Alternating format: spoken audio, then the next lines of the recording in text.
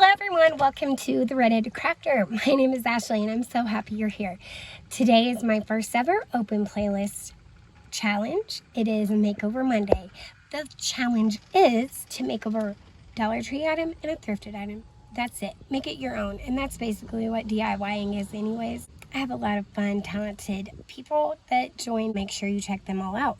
There is a $50 Amazon gift card giveaway. Just like and comment on everyone's videos. My first ever co-host, oh my goodness, it's Brenda from Rustic and Lace DIY. She is such a sweetheart. She's so talented, and I'm sure you know who she is, but just in case you don't, go check her channel out. You guys, she is awesome. Without further ado, let's get in the crafting. Our first project, we're going to take a mitten, draw it out on a piece of paper, then cut it out to make a template for our fabric and our felt. So, draw 5 mittens on each type of fabric, or if you only use one, draw 10. Then trace out 10 felt mittens. So, 10 of your choice pattern fabric and then 10 felt pieces. After you get that done and cut them out, this is what you will have.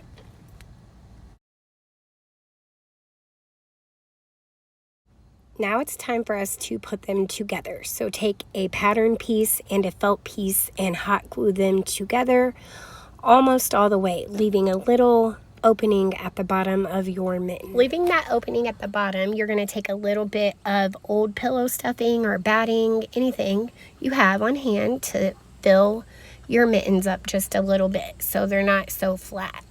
Then take your hot glue and finish gluing your mittens shut. After that, I went around the whole mitten and cut off any extra seam that I had and fixed any holes that there might have been. Then I started gluing on a cuff. You'll just want to take any coordinating yarn that you may have, or ribbon, or twine. I used twine on my ticking stripe pattern, but I used a dark gray on this, hot gluing in the back to keep it, together. Once your cuff is as thick as you want it to be, hot glue it and cut off the excess yarn or twine. I done twine with the ticking stripe, hot gluing in the back to keep it from coming unraveled. Once you're done with the thickness, then you're gonna hot glue it and cut off the excess. After I done that part, I did decide that I wanted a, trim around the mittens. So I just hot glued a small, thin line of hot glue and put the twine. I outlined the mitten with the twine. And then I outlined the buffalo check pattern with the yarn.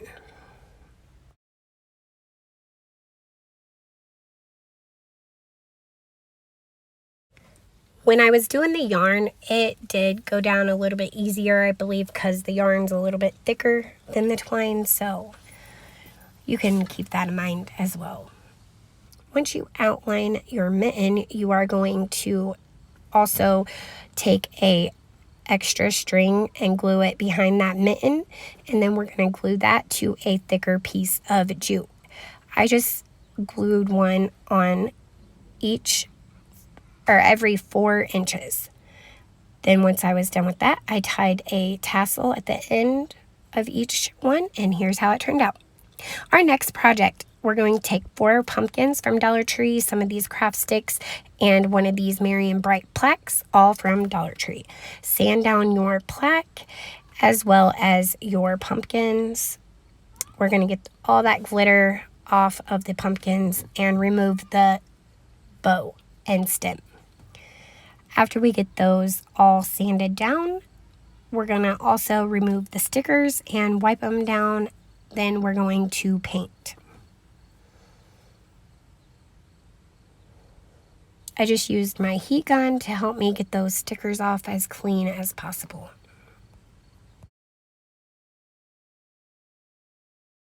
I'm going to be using the color Nimbus from Waverly for my long plaque. This color is a very, very light, like gray, silver type color. We're going to do a couple of coats on that, drying in between, and then we're going to use white from Waverly and paint all of our pumpkins. Top, side, front, back.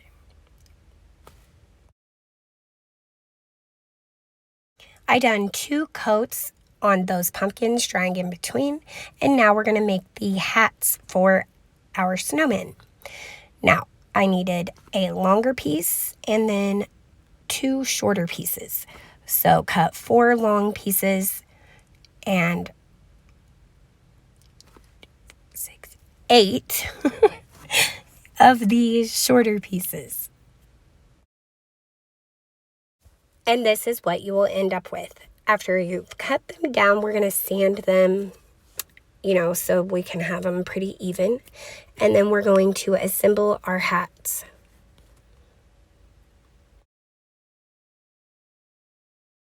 We're going to just take a long piece and 2 short pieces, line them up how a hat would look, and glue them together with a couple of pieces of your craft sticks. After that, go ahead and paint your hats with black paint. I use the ink from Waverly. Paint the front and sides and the back.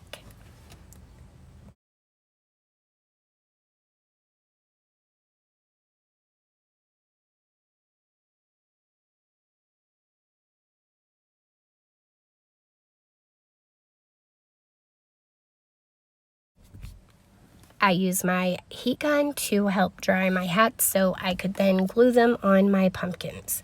I glued 3 of them on straight and 1 of them on at an angle. Using the eraser of a pencil and ink Waverly chalk paint, we are going to create eyes for our snowmen. Just dip your pencil into the paint and press your eraser on the face of your snowman. After that, I used the end of the Dollar Tree tool, dipped it in a little white paint, and put just a little dot in the upper right corner of each snowman's eyes. If you are nervous doing this, you can, of course, pre-mark your eyes with a pencil, and it's really easy. I did put an upward sideways carrot for our nose of the pumpkin using pumpkin from Waverly chalk paint. You're going to do the 3 to the upper right, and then the one with the crooked hat, we're going to point to the upper left. Next step is to use the poster letters in this newer font I found. I loved it. It was so cute to me. I'm going to use SNOW to spell snow. Just put your stickers on, or if you have a Cricut, you can cut them out. Next, we're going to glue some Jenga blocks to the plaque with some hot glue. Measure them glue them where you want your pumpkins to sit.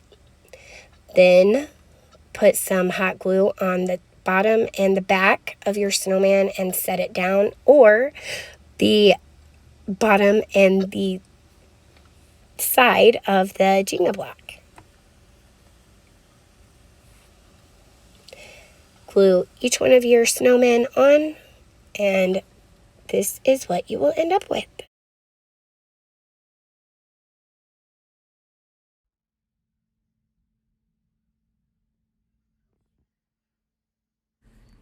I just want to take a second and introduce you guys to Brenda from Rustic and Lace DIY. She has so much content. She is so creative, and she'll give you guys a lot of inspiration. She's so sweet and kind. I love her intros. She's just a beautiful person inside and out. She does some amazing, wonderful crafts with items that you really wouldn't think to use, like window clings. So again, go check her out. She's a wonderful crafter. My next project, I'm going to take this decal I printed off on my Cricut, the witch hats and some cats, and this thrifted frame. First, I done a coat of ink Waverly chalk paint around the sides of the frame, just the sides. Once all four of the outside sides of the frame were painted black, then I'm going to paint the inside and the front side, of the frame white. I'm sure you can see what I'm talking about. Once that was dry, it's time to place our decal. Just measure and find the middle. All this was printed with the Dollar Tree vinyl, and I used Dollar Tree transfer tape. I will tell you that the Dollar Tree transfer tape leaves a sticky residue on the vinyl, so I did have to put a layer of matte Mod-Podge on top. But it was fine. It all worked out. It weeded nicely, and it works. I can't complain.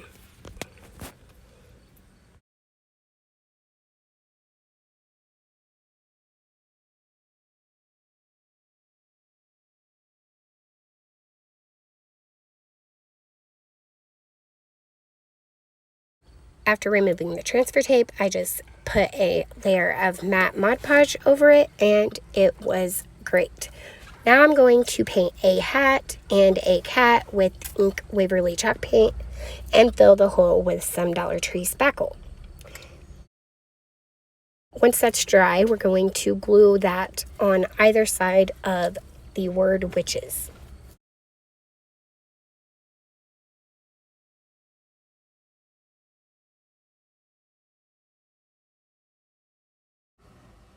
After that, I decided to print off some spider webs, like a more intricate design with the Dollar Tree vinyl to see how well it done. And guys, let me tell you, it held up perfectly. It didn't snag, tear, it cut all the way through, and it went on my project very well. After my design was done printing, then I did weed out the unwanted vinyl. Just take out everything that you don't need in the design. And I liked how easy it was to weed. It was really nice. I'm truly amazed by how well this Dollar Tree vinyl worked.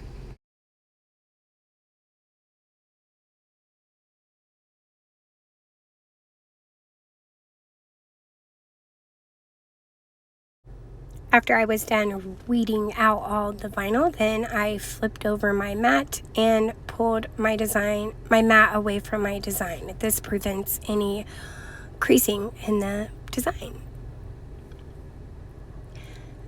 I used these more like a sticker because I didn't design the original project with them in there, but I did use measurements so they would fit good.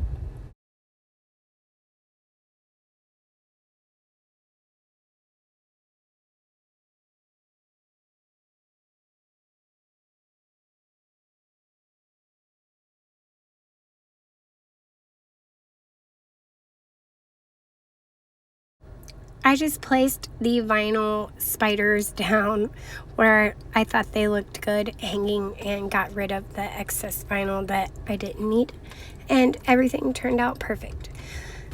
After this, I did distress the stein with some ink by Waverly, and then I started embellishing the sign. I made a bow by folding the ribbon over on itself about 6 times, then cut a long piece of ribbon and tied it on with a piece of jute. After that, I trimmed up the tails of the ribbon, and then we're going to hot glue it on the side.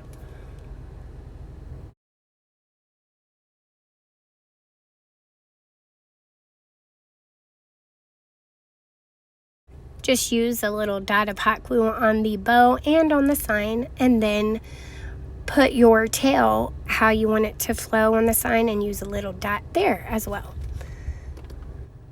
Next, I'm going to paint 2 of the little pumpkins with the pumpkin color chalk paint by Waverly, and then hot glue them down for a little bit of color, and then we are going to be done. I hope you guys like how it turned out.